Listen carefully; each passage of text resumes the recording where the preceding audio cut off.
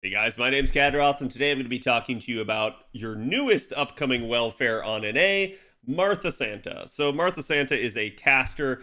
She is coming to us with the new Christmas event. You guys may have already seen the lotto guide that I put out that kind of talked about her and mentioned her somewhat.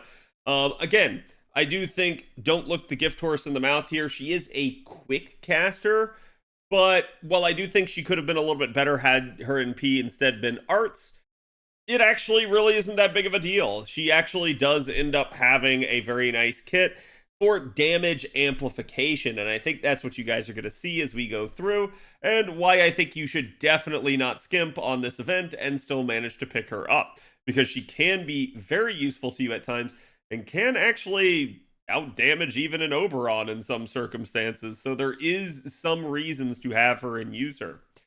So, taking a look at her kit here real quick, you guys can actually see she's got only 8k attack. We're not going to be super concerned with this because she is a support unit. We're going to predominantly be trying to use her as just sort of a backup and buffer. So, as a result of that, low attack power isn't going to be sort of the greatest of concerns with her. She does have 12.6k HP. This is at least somewhat concerning because the real reason that we may wish to use her is in some challenge setups. So you don't want her to die. She doesn't really have a whole lot in the way of survivability, so that is going to be one of the concerns with her. And this is where I think the criticism of her having a quick NP rather than an arts NP, I do think the arts MP would have actually served her better in sort of scenarios where you could have triple arts chained and helped utilize this in order to give other units charge or to help keep her alive and get her back to another NP. But it is what it is. So again, 12.6k is not anemic, but it's not the best, and it just really, you're going to have to wait and see as to how it performs. Her attribute here is going to be an man attribute. Her star absorption is only 51. This is not too terrible. It's just kind of what it is for casters. And then her star generation rate is going to be 10.8, which is at least solid, and she will be a quick unit, so generating stars is going to be the worst thing in the world on her. She does have a 0.66 NP gain rate from attacking. This is okay. It's nothing too crazy, nothing too bad. She does only have a 3% NP charge defense rate, but again, this is pretty standard for most units. Her death rate here is 36%. This is a little bit higher than average, but again, I just think you should only be concerned if you're going up against something with death proc. Maybe don't take her in those circumstances, as she doesn't necessarily have the best rate. Her alignment is lawful good, certainly stuff that can be exploited, but again, it's up to you. And she is female gender, hominidae servant, humanoid, riding, servant, 7 knights servant, and weak to intimate elish. So not a whole lot of traits either to exploit.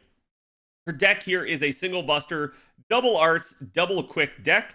This does allow, at least for some, triple arts comps with her 2 arts cards, but certainly this again is going to be where the quick interference type kind of comes in here with her as a support. Having the double quick cards as a caster is a relative rarity. Usually we've only seen this in a couple of scenarios, Okuni being one of them. So it's definitely an interesting thing in that regard, as casters are not a class that is known for any sort of affiliation with the quick card. And she's not going to be your last quick caster that you're going to see in the game, but I do think, obviously, this is going to be somewhat of concern with her carding and her deck. That being said, at least quick cards can generate some NP, so it's not the end of the world. She will at least have 4 NP generating cards, then as a result, Buster card, obviously, you can make it generate some NP charge, but it's not usually going to be the best for that sort of thing. But again, her hit counts are going to be at least average on the Arts and Buster card. The quick card is actually going to be 1 above average, and the extra attack is going to be 1 below average, kind of evening each other out. Now, with regards to her kit here, you can see that she increases one ally's attack for 3 turns, so this is a targetable skill. She will increase their max HP for 3 turns, so again, a little bit of a targetable heal. And max HP is nice because it doesn't care how much HP you currently have. Even if you're sitting at cap, it will still extend your cap in order to allow for it. So it is a total heal. It is a complete heal in that sense that, like, it's not going to care. Whether you're at 1 HP or cap of HP, you will still get the effect of max HP, which is nice. She's then going to charge their NP gauge by 20%, so she has a targetable 20% charge. And this is actually a nice thing for her, as she can utilize this either on herself or, again, on someone else. Most cases, you're going to want to use this on someone else, and this can be used to help them get to an NP. I do wish that she had maybe a little bit more charge here, but that's probably asking a lot for someone that we know is a welfare, so it just really depends on what you're doing. Again, all of this on a 6-turn cooldown. Her second skill here seals all enemies NPs for 1 turn. This can be useful in some niche scenarios where you just need to stop an enemy from firing off, and then it reduces their defense for 3 turns by 20%. So again, just another nice steroid potentially to have in this. Obviously, defense can't be carried between waves, but it certainly could be carried between turns on the same boss. So depending on whether or not you're in a farming scenario or a challenge scenario, this could be either, a single turn of usefulness or potentially multiple turns of usefulness. And in that regard, it is a strong skill, also on a 6-turn cooldown. Her third skill here increases one ally's critical star absorption, so again, another targetable skill, by 5,000%. This is stellar because this means that you can actually force just about any unit you want so stars, because it is such a strong absorption skill.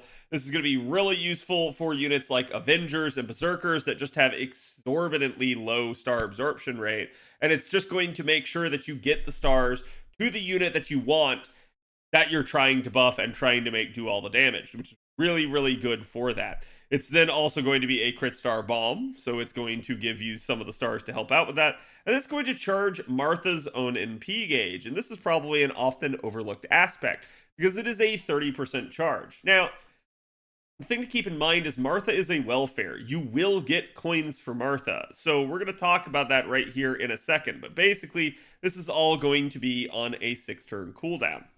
For passive skills here, give her Territory Creation B for some extra arts performance, Item Construction D just for debuff success rate with that, defense down and stuff, and then Writing EX to improve her quick performance by 12%. So her quick card actually low-key going to be kind of nutty for a caster. Now, that being said, we get to the append skills, and the one I'm immediately going to bring up to you is mana loading. You absolutely, unequivocally should unlock this and should max this for her. The reason why: if you want to utilize Martha, a lot of her utility is actually tied up in her NP. So having mana loading maxed out gives you 20% charge. Having her third skill maxed out gives you 30% charge. That is 50% right there. And a lot of events, especially farm events that you'll find yourself in, will have a 50% charge CE. So stuff like, say, a lotto or a raid, you might find that you end up having the ability to get Martha to full under her own power just by starting her out with an appropriate CE. That is very useful in terms of setup to be able to have. Because that absolutely, if you were thinking that Martha's kit was maybe a little lackluster to this point, is going to help propel her into another order of magnitude of usefulness. So, obviously, I'm going to recommend getting the mana loading first and foremost. The extra attack finesse, honestly, probably not a big deal for her. You will get the coins. Feel free to unlock it, but I wouldn't necessarily say you have to invest in it. And the third append with anti-ruler attack damage aptitude, you're just not going to, because you're not going to actually be trying to damage people with Martha. So again, it is what it is. I would definitely recommend the second append, but really nothing else besides that. Her Noble Phantasm is a support NP, and it is a quick NP, making it our first quick support NP on a caster. Yes, that's right. Even Scotty has an arts NP herself. So it's a little bit weird that they ended up doing this for Martha. And like I said, I think had this actually just been an arts NP, it would have worked out for her a little bit better because she would have had some extra art synergy, even if they wanted to make her a little bit more quick-oriented. But it is what it is.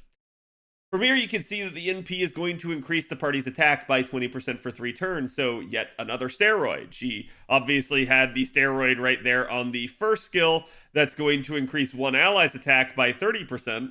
She had the defense down on the second skill for 20%, and then now she ends up having party-wide attack for 3 turns. She's then going to increase the party's damage against demon, divine, and undead enemies for 3 turns. Now, remember when I said that this can out-damage even an Oberon? Let's think about this in terms of the totality of the kit. She's going to gain 20 crit star bomb here, and she's also going to recover the party's HP by 2,000. Now, I'll talk about that here in a second, but the big thing you guys need to focus on here is that she has given you now functionally 70% in terms of steroids, plus the additional party damage.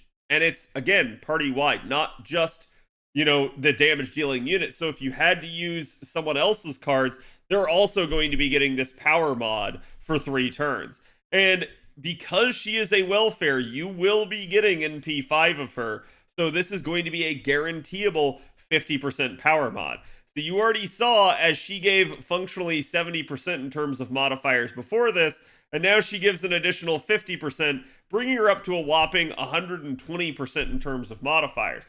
Now again, this doesn't all work like that. Some modifiers stack additively with each other, other modifiers stack multiplicatively with each other. The whole point I'm just trying to make here is there is a lot of firepower in this kit, especially for one devoted unit, but even potentially for the party overall, depending on what you're trying to do. So the big thing that you're going to want to do is actually be able to get Martha to her NP. That being said, I do actually think that the heal is rather anemic for what it is. It is not the strongest heal at all. It does not really scale very well. It only goes up to 4,000. We have plenty of people out there that can easily out heal this, either in one turn or over multiple turns. And that's going to be the issue that you're going to have with Martha is you are not going to be looping her. You're not going to be getting her NP back over and over and over again. You're not going to be able to get a lot of healing out of this. So this is more of a oh crap, temporary type stopgap maneuver. You're going to need someone else with a lot more survivability to help keep the party alive compared to someone like Martha. So Martha's real niche is going to be in providing that damage support, not necessarily in terms of, being able to be a healer for you and being able to use her profusely. I think that is going to be the problem that you're going to run into with her. Now, again, Martha's not going to be the most cracked unit. She's not going to always out damage someone like Oberon. It's going to really come down to, do you actually have these niches in play? And I should denote that this is demon, not demonic. So keep that in mind, that there is some lesser applicability to something like that. But certainly if you end up having these traits in play, if you're facing an enemy that actually does have them and you can't exploit this, yeah, that's a pretty insane power mod that you can actually apply. So it's definitely food for thought. It's definitely proved situationally useful, not only in her own lotto, not only in Tunguska, but elsewhere even on down the stretch. I have managed to sneak Martha in as somewhat of a third support, or again, just viable damage boosting option on numerous occasions. So don't sleep on her. I think you'll see that she's actually very fairly useful. As for what craft essences you're going to want to use on her, it's really not going to matter as a support. Like I said, you're going to want to try to get her charged if you want to try to get her NP off. But outside of those scenarios, you can take whatever you want. If you're really just trying to use her from some small amount of charge and attack up and defense down, you can do all of that. You can slap any sort of Bond CE, or again, any sort of QP CE or Mystic Code experience, whatever you want, in order to try and advance your goals as a master. So it definitely doesn't matter too much. Just real quick here to give you guys an idea and to look at her Bond CE though. As a support, you can sometimes get away with this, and you can see that she does have the ability to increase the party's damage against divinity, demon, and undead enemies by an additional 15%, as well as increase the party's healing received by 20% when she's on the field with this CE equipped. So not the worst thing in the world, but obviously you're only going to want to utilize this if you can get to the NP on top of this. Certainly you might be able to pair her up with other units like, say, Merlin, or maybe even a Proto-Merlin down the line that can maybe provide a little bit more sustain, a little bit more survivability, and still allow people to get to their NP on a more natural pace. But yeah, I do think this is at least something that you should pay attention to. So, again, let me know what you guys think about Martha. I think she can be a decent support for you guys in certain scenarios, and I'll be curious to read you guys' thoughts, as well as how hard will you guys be going in the lotto. Remember, it's only going to be a 9 to 10 day lotto, so don't expect too much time. curious to hear what you guys' goals will be for that lotto and how much you guys plan to get your farming done, especially with Tunguska coming up, as well as numerous other events after the turn of the year. So, thank you guys for watching. I hope you guys found this informative, and I will see you guys for the next one.